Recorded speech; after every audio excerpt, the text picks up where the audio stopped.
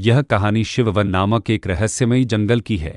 लोग कहते थे कि जंगल में एक डायन रहती है जो हर रात शिकारियों का इंतजार करती है। पर गांव के कुछ लोगों को पता था कि यह सिर्फ एक कहानी नहीं बल्कि एक हकीकत है। शहर का एक वन्यजीव फोटोग्राफर वाइल्डलाइफ फोटोग्राफर करण इस जंगल में तस्वीरें लेने आया था। वह जंगली जानवरों की तस्वीरें लेता था, पर उसे पता नहीं था कि इस जंगल में एक और तरह का जीवन था जो सिर्फ रात में जागता था। गांव के लोगों ने उसे बहुत समझाया, पर वह नहीं माना। एक ठंडी रात को करण अपनी सारी लाइटिंग और कैमरे के साथ जंगल में घुसा। जंगल में एक अजीब सी शांति थी। न ही कोई जानवर की आवाज थी, न ही कोई पक्षी की चहचहाहट, जैसे जंगल में जीवन ही न हो। करण ने देखा कि जंगल में बहुत पुराने और सूखे पेड़ थे जिनकी शाखाएं किसी कंकाल की तरह दिख रही थी। करण ने अपनी तस्वीरें लेना शुरू किया। जैसे ही उसने एक पुराने पेड़ की तस्वीर ली, उसे लगा जैसे कोई उसके पीछे खड़ा है। उसने धीरे से मुड़कर देखा, पर वहां कोई नहीं था। उसे लगा जैसे हवा में एक अजीब सी सर्द लहर फैल गई जो उसके अंदर तक घुस गई। करण ने फिर से तस्वीर लेना शुरू किया। तभी उसे एक बहुत धीमी खुरचने की आवाज सुनाई दी। आवाज जंगल के बीच से आ रही थी, जैसे कोई अपनी उंगलियों से किसी लकड़ी को खुरच रहा हो। वह अपनी जगह पर जम गया और चारों तरफ देखा। कुछ ही मिनटों में उसने देखा कि एक पुराने पेड़ पर एक अजीब सा निशान बन रहा था। निशान किसी की उंगली जैसा था, पर वह बहुत बड़ा था।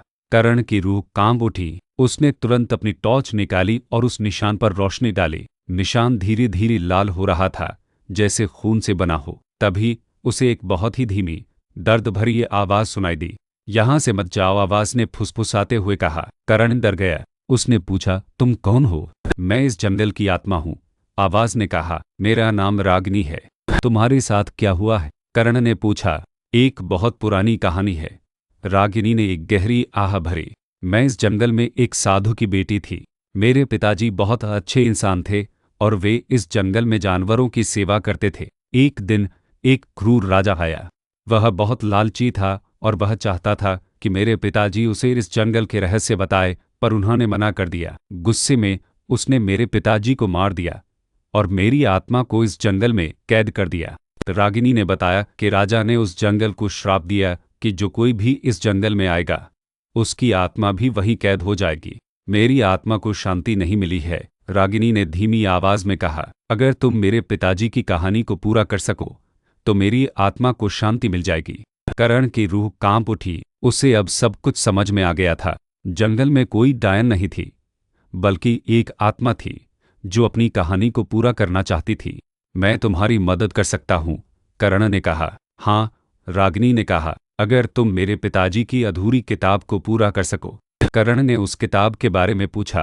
रागिनी ने बताया कि किताब जंगल के बीच में एक छिपी हुई जगह में रखी हुई है। अगले दिन सुबह करण ने उस छिपी हुई जगह को ढूंढा। बहुत तलाश के बाद उसे एक बहुत पुरानी खंडित दीवार मिली। दीवार के पीछे एक छोटा कमरा था जिसमें एक बहुत पुरानी जर्जर किताब रखी थी। करण ने किताब को उठाया। जैसे ही उसने उठाया, किताब से एक अजीब सी गंध निकली। यह गंध इतनी अजीब थी कि करण के सिर में दर्द होने लगा। उसने हिम्मत करके किताब को खोला।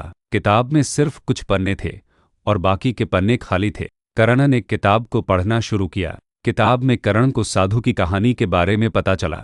साधु ने अपनी किताब में जानवरों और पौधों के बारे में लिखा था। करण को पता था कि उसे अब इस कहानी को पूरा करना था। उसने अपनी तस्वीरें लीं और उन तस्वीरों के साथ कहानी को पूरा किया। जब उसने कहानी पूरी कर दी तो उसने किताब को वापस उसी जगह पर रखा जहां से उसने उसे उठाया था। उसने महसूस किया कि जंगल में अब एक अजीब सी शांति थी। वह सड़ी हुई गंध अब नहीं थी। उस रात जब करण सो रहा था तो उसे एक सपना आया। सपने में उसने रागिनी और उसके पिताजी को देखा। वे दोनों मुस्कुरा रहे थे। धन्यवाद करण, रागिनी ने कहा, तुमने हमारी कहानी पूरी कर दी।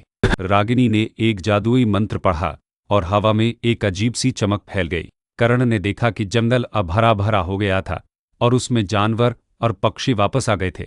अगली सुबह जब करण वापस गांव आया तो उसने गांव वालों को सारी बात बताई। गांव के लोग बहुत खुश हुए और उन्होंने जंगल को फिर से पूजना शुरू किया। आज भी जब लोग शिववन से गुजरते हैं तो उन्हें एक अजीब सी शांति महसूस होती है। लोग कहते हैं कि जंगल में अब कोई डायन नहीं है, बल्कि एक पिता और बेटी हैं जो अपनी कहानी को पूरा करने के बाद अब शांत हैं।